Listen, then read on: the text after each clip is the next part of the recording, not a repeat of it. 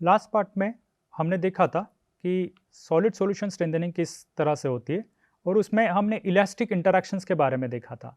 इस पार्ट में हम जानेंगे कि जब हम सॉलिड सॉल्यूशन स्ट्रेंथनिंग की बात करेंगे तो इंटरैक्शंस एनर्जी क्या होती है और ये इंटरैक्शंस डिफेक्ट्स के साथ किस तरह होते हैं। तो इसके लिए हम एक मॉडल देखते हैं जहाँ पे हम बात करेंगे कि इंटरैक्शन एनर्जी की। तो हम इंटरैक्शन एनर्जी, मैं उसको EI यहाँ पे लिख रहा हूँ। अगर ये इंटरैक्शन एनर्जी ज़्यादा है तो ये इंटरैक्शन एनर्जी क्या है? ये इंटरैक्शन एनर्जी है मेरे सोल्यूट एटम्स के साथ डिफेक्ट्स और सोल्यूट एटम्स के साथ। तो हम देखेंगे कि ये इंटरैक्शन एनर्जी अगर पॉजिटिव है तो हम देखेंगे कि डिसलोकेशंस रिपेल होंगे मेरे सोल्यूट एटम्स से। अगर ये इलास्टिक एनर्जी निगेटिव है तो इसका मतलब ये है कि मेरे जो डिसलोकेशन है वो अट्रैक्टेड होंगे, यानी खींचे जाएंगे मेरे सोल्यूट एटम्स की तरफ।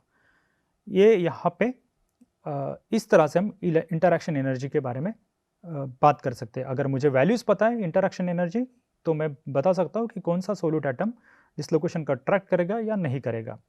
तो अभी हम देखते हैं एक मॉडल। तो यहाँ पे मैं कंसिडर कर रहा हूँ एक होल को, यानी हम बात करेंगे कि मेरे सॉल्वेंट में एक रेडियस रहेगी, एक होल रहेगा जहाँ पे मेरा सॉल्वेंट एटम जा सकता है। तो ये RA, इसको मैं नाम दे रहा हूँ, ये है मेरा रेडियस ऑफ अ होल। ये कुछ नहीं है, एक वॉइड है। ये लैटिस पे भी हो सकता है, यानी लैटिस पॉइंट्स पे भी हो सकता है, या ये एक इंटरस्टिशियल वॉइड भी हो सकता है। तो इसका एक रेडियस मैं मान के चल रहा हूँ और वो है RA। और अगर मैं मान के चलता हूँ कि मेरे सोल्यूट एटम्स का जो रेडियस है वो RS है, कुछ इस तरह से एक RS करके रेडियस है, तो अभी मैं इन दोनों के बीच में एक रिलेशन लिख सकता हूँ। कुछ इस तरह से मैं लिख सकता हूँ RS is equal to RA 1 plus delta, यानी ये जो डेल्टा फैक्टर है वो डिसाइड करेगा कि मेरा सोल्यूट एटम किस तरह से। तो अगर डेल्टा बड़ा है, यानी 0 से अगर बड़ा है, तो आप देखेंगे कि RS की वैल्यू मेरे RA से बड़ी आएगी। तो RS की वैल्यू RA से बड़ी आएगी और इस टाइप ऑफ सोल्यूट को मैं कहता हूँ ओवर साइज सोल्यूट। आप देख पा रहे होंगे कि इस होल से बड़ा है ये मेरा सोल्यूट एटम। उसी तरह से अगर डेल्टा की वैल्यू अगर निगेटिव है, 0 से कम है, तो आप देखेंगे कि RS की वैल्यू कम आएगी RA से, और इनको हम कहते हैं अंडर साइज सोल्यूट। तो इस तरह से हम सोल्यूट को डिस्टिंग्विश कहते हैं। अभी हम देखेंगे कि अगर मेरा सोल्यूट एटम इस होल को ऑक्यूपाई करने की कोशिश करता है तो एक मिसफिट वॉल्यूम यहाँ पे तैयार होगा। यानी इन दोनों के बीच में अगर RS is equal to RA नहीं है तो आप देखेंगे एक मिसफिट वॉल्यूम तैयार होगा, और उस मिसफिट वॉल्यूम को मैं लिख सकता हूँ VS, यानी volume of solute minus volume of hole. और इसको मैं कुछ इस तरह से सिंप्लीफाई करके लिख सकता हूँ 4 पाई RA क्यूब इंटू डेल्टा, जब डेल्टा की वैल्यू यहाँ पे बहुत बहुत छोटी है, यानी दोनों के बीच में जो डिफरेंस है वो बहुत कम है। तो यहाँ पे एक मैं मिसफिट वॉल्यूम इस तरह से लिख सकता हूँ। अभी हम देखते हैं कि जब इलास्टिक इंटरैक्शंस की बात होती है तब अगर ये सोल्यूट एटम और ये रेडियस ऑफ होल इक्वल नहीं है, तब ये दोनों एक दूसरे के साथ इंटरैक्ट करेंगे और एक दूसरे को इलास्टिकली डिफॉर्म करने की कोशिश करेंगे। और यानी जब हम बात कर रहे हैं इस मॉडल की, तो हम दोनों को, यानी मैट्रिक्स और सोल्यूट एटम्स को डिफॉर्मेबल मान के चल रहे हैं। जब आप डिफॉर्मेबल मान के चल रहे हैं तब क्या होगा, तब एक इक्विलिब्रियम कॉन्फ़िगरेशन आएगा। ये इक्विलिब्रियम कॉन्फ़िगरेशन इस तरह से आएगा, अगर मेरा ये सोल्यूट एटम है ये डिफॉर्म होके यहाँ पे आएगा और मेरा होल कुछ इस तरह से, मैं कह सकता हूँ इलास्टिकली डिफॉर्म होके कुछ इस तरह से बढ़ेगा। तो एक इक्विलिब्रियम पोजीशन आएगी इन दोनों के बीच में, और उसको मैं लिख सकता हूँ RA, यानी इस रेडियस को मैं लिख सकता हूँ इक्विलिब्रियम पोजीशन को RA इंटू 1 प्लस एप्सिलॉन। अब ये epsilon is equal to delta ही होगा जब यहाँ पे कोई वॉल्यूम चेंज नहीं होगा। तो total change in volume of matrix, मैं इसको डेल्टा V इस तरह से लिख सकता हूँ। डेल्टा V को मैं ये फॉर्मूला की तरह लिख सकता हूँ। यहाँ पे हम देखेंगे कि जो डेल्टा V है ये मैंने डिराइव किया यहाँ पे, ये डायरेक्टली आप किसी फिजिकल मेटलर्जी या स्टैंडर्ड टेक्स्ट बुक्स में आपको ये फॉर्मूला मिल जाएगा। यहाँ पे हम इसका डेरिवेशन नहीं देख रहे, यहाँ पे हम देख रहे हैं कि अगर दोनों मैट्रिक्स और सॉल्यूट डिफॉर्मेबल है तो मुझे जो वॉल्यूम चेंज मिलेगा कुछ इस तरह से मिलेगा, और मैं ये डेल्टा वी एच को इस तरह से लिख सकता हूँ। यहाँ पे ये जो है ये एप्सिलॉन है यहाँ पे। तो ये हम जब सिमेट्रिक डिस्टॉर्शन की बात करते हैं यहाँ पे, तो मैं एक इंटरैक्शन एनर्जी इस वॉल्यूम चेंज के द्वारा लिख सकता हूँ। तो ये वॉल्यूम चेंज इंटरैक्शन एनर्जी के साथ किस तरह रिलेटेड है? ये इंटरैक्शन एनर्जी होती है मेरे प्रेजेंस ऑफ स्ट्रेस फील्ड के द्वारा। तो ये इंटरैक्शन एनर्जी को मैं लिख सकता हूँ minus sigma M into delta V, जहाँ पे डेल्टा वी जो है वो मेरा टोटल चेंज इन वॉल्यूम है जब मेरे पास सिमेट्रिक डिस्टॉर्शन है और मैट्रिक्स और सॉलिड दोनों डिफॉर्मेबल है। तो अभी हम देखेंगे कि ये मेरी इलास्टिक स्ट्रेन एनर्जी है, और ये जो सिग्मा एम है ये मेरा हाइड्रोस्टैटिक स्ट्रेस है, क्योंकि हमारे पास तो एक सिमेट्रिक डिस्टॉर्शन मिल रहा है। यहाँ पे ये जो डॉटेड लाइन है ये बता रही है कि सिमेट्रिक डिस्टॉर्शन है। तो इस डिस्टॉर्शन को मैं हाइड्रोस्टैटिक स्ट्रेस एक्सप्रेस कर सकता हूँ, इसको लिख सकता हूँ इस सिग्मा एम से। तो अभी हम देखेंगे कि ये जो इलास्टिक इंटरैक्शंस है, ये हमने इलास्टिक एनर्जी जो यहाँ पे लिखी, इंटरैक्शन एनर्जी लिखी है minus sigma M into delta V. अभी कुछ एग्जाम्पल लेते हैं और इससे इस इंटरैक्शंस को समझते हैं। तो मान लेते हैं कि मेरे पास एक एज डिसलोकेशन है। अब जब हम एज डिसलोकेशन की बात करते हैं तो मेरे पास कुछ स्ट्रेस फील्ड है, हमने बहुत बार देखे इक्वेशंस। मेरे पास sigma x x, sigma Y y, sigma Z z है, टाउ एक्स वाई और टाउ वाई एक्स है, कुछ इस तरह से उनकी वैल्यूज भी हमने देखी। अभी हम इससे मीन स्ट्रेस निकाल सकते हैं। मीन स्ट्रेस क्या होगा? Sigma x x, sigma Y Y plus sigma Z Z upon 3। तो नॉर्मल स्ट्रेसेस का जो समेशन होगा उनका एवरेज जो होगा वो मेरा सिग्मा एम रहेगा। तो मैं सिग्मा एम की वैल्यू निकाल सकता हूँ अगर मुझे ये तीनों वैल्यूज पता है। तो वो वैल्यू कुछ इस तरह से आती है, -2/3 1 plus mu G B upon 2 pi to 1 minus mu Y upon X square plus Y square, कुछ इस तरह से आएगी। अभी हम ये जो इक्वेशन है ये इस्तेमाल करेंगे मेरे सिग्मा एम को निकालने के लिए। तो मैं अभी पॉजिटिव एज डिसलोकेशन कंसिडर कर रहा हूँ, ये मेरा पॉजिटिव एज डिसलोकेशन है, तो ये मेरा स्लिप प्लेन है। तो हमने देखा था कि एक जब पॉजिटिव एज डिसलोकेशन की बात करते हैं तो स्लिप प्लेन के ऊपर होती है मेरी मीन स्ट्रेस की वैल्यू जो होती है वो कॉम्प्रेसिव नेचर की होती है, और स्लिप प्लेन के नीचे जो वैल्यू होती है मीन वैल्यू, एवरेज वैल्यू जो होती है वो टेंसाइल नेचर की होती है। तो आप देख पा रहे होंगे कि ये मेरा पॉजिटिव वाई है और यहाँ पे निगेटिव वाई है। तो यहाँ पे मैं सिग्मा एम की वैल्यू लिख सकता हूँ कि पॉजिटिव वाई पे तरफ जो रहेगी वो मेरी कॉम्प्रेसिव नेचर रहेगी और निगेटिव वाई पे मेरी टेंसाइल नेचर की रहेगी। अभी हम देखते हैं कि मेरे पास कुछ सोल्यूट एटम्स हैं। अभी हम इंटरैक्शंस की बात कर रहे हैं सोल्यूट एटम्स और डिसलोकेशन की। तो मेरे पास तो स्ट्रेस फील्ड हो गई डिसलोकेशन की, ये हमने पढ़ा था। अभी हम इंटरैक्शन एनर्जी निकालने की कोशिश करेंगे जब मेरे पास कुछ सोल्यूट एटम्स हैं। तो मेरे पास ओवरसाइड सोल्यूट एटम है। ओवरसाइड सोल्यूट एटम यानी क्या होगा? मेरे पास जो एप्सिलॉन और डेल्टा है वो ग्रेटर देन 0 रहेगा। अभी हम देखेंगे कि अगर ये ग्रेटर देन 0 है तो आप देखेंगे कि ये डेल्टा वी की वैल्यू भी पॉजिटिव होगी। अभी इंटरैक्शन एनर्जी की वैल्यू क्या होगी यहाँ पे हम देखेंगे। तो इस केस में अगर ये पॉजिटिव है और सिग्मा एम यहाँ पे निगेटिव है तो इंटरैक्शन एनर्जी की वैल्यू इस साइड यानी स्लिप प्लेन के अबव ये आएगी ग्रेटर देन 0। डेल्टा वी यहाँ पे पॉजिटिव है और सिग्मा एम कॉम्प्रेसिव है, निगेटिव है, तो निगेटिव निगेटिव बन के ये पॉजिटिव आ जाएगा। तो यहाँ पे इंटरैक्शन एनर्जी की वैल्यू बड़ी आएगी, ग्रेटर देन 0 आएगी। अगर मैं नीचे हूँ, स्लिप प्लेन के नीचे हूँ, तो आप देखेंगे कि इंटरैक्शन एनर्जी की वैल्यू क्या आनी चाहिए? सिग्मा एम की वैल्यू यहाँ पे पॉजिटिव है और पॉजिटिव इंटू निगेटिव ये होगा निगेटिव। तो आप देखेंगे यहाँ पे जो वैल्यू आएगी इंटरैक्शन एनर्जी की वैल्यू वो लेस देन 0 आएगी या निगेटिव आएगी। तो ओवरसाइड सोल्यूट के लिए मेरे पास कुछ इंटरैक्शन एनर्जी की वैल्यू स्लिप प्लेन के अबव पॉजिटिव आती है, नीचे जो है वो निगेटिव आती है। अभी हम देखेंगे कि अंडर साइज सोल्यूट के लिए क्या होगा। तो अंडर साइज सोल्यूट की जब हम बात करेंगे तो एप्सिलॉन और डेल्टा ये लेस देन 0 रहेगा। अगर ये लेस देन 0 है तो डेल्टा वी की वैल्यू निगेटिव रहेगी। यहाँ पे लिख लेते हैं, यहाँ पे डेल्टा वी की वैल्यू निगेटिव रहेगी, यहाँ पे डेल्टा वी की वैल्यू पॉजिटिव रहेगी ओवरसाइज्ड के लिए।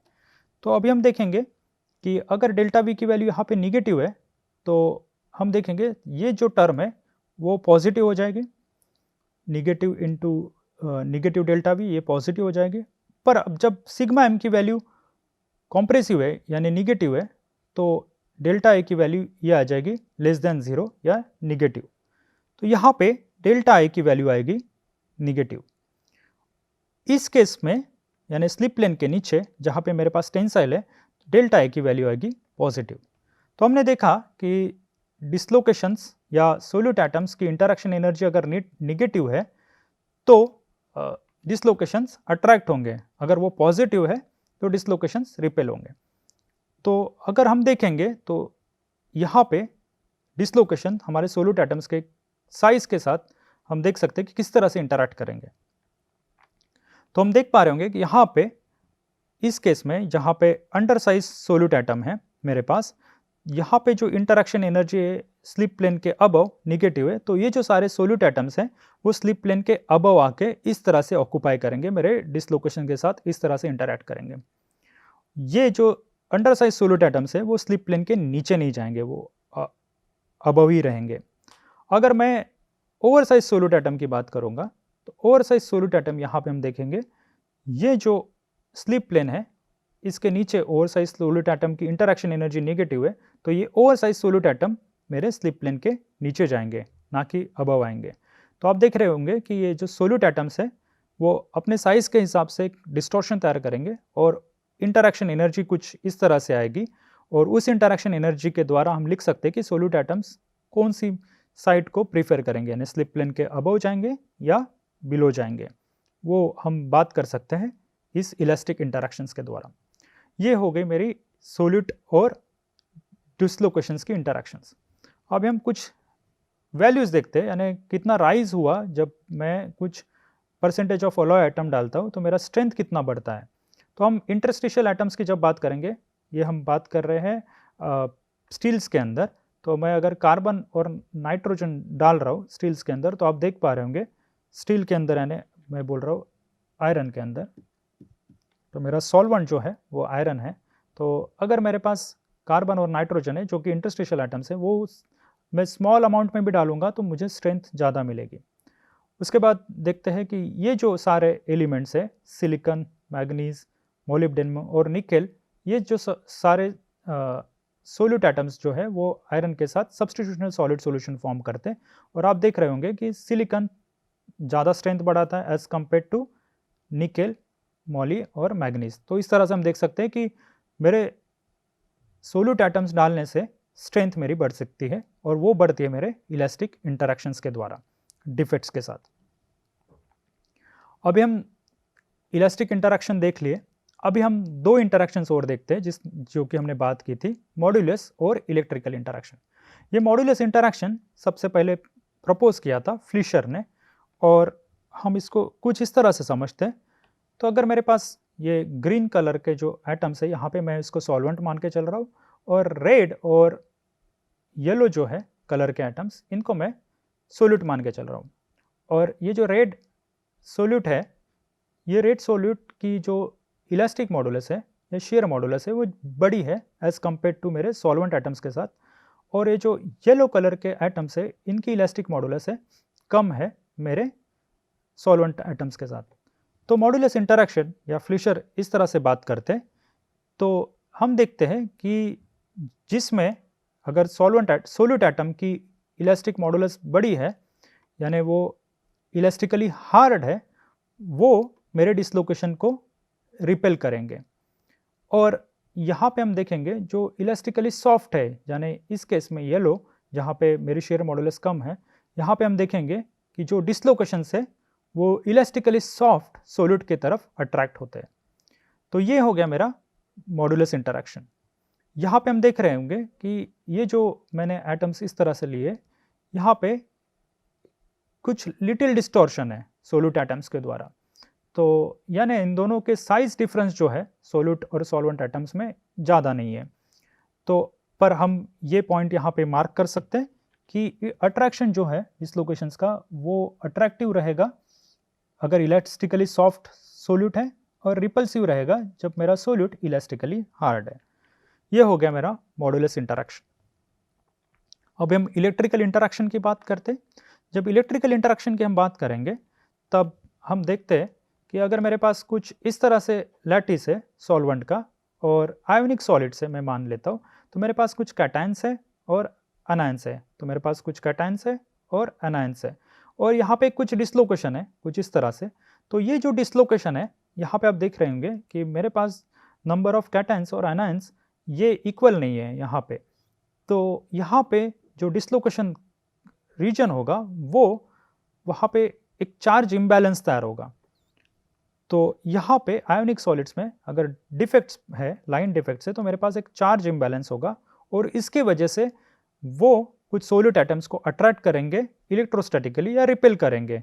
तो जिस तरह से सोल्यूट एटम का चार्ज होगा, अगर यहाँ पे हम देखेंगे कि मेरे पास पॉजिटिव चार्ज बड़ा है इस केस में, तो अगर निगेटिव आयन है यहाँ पे वो आसानी से अट्रैक्ट होगा।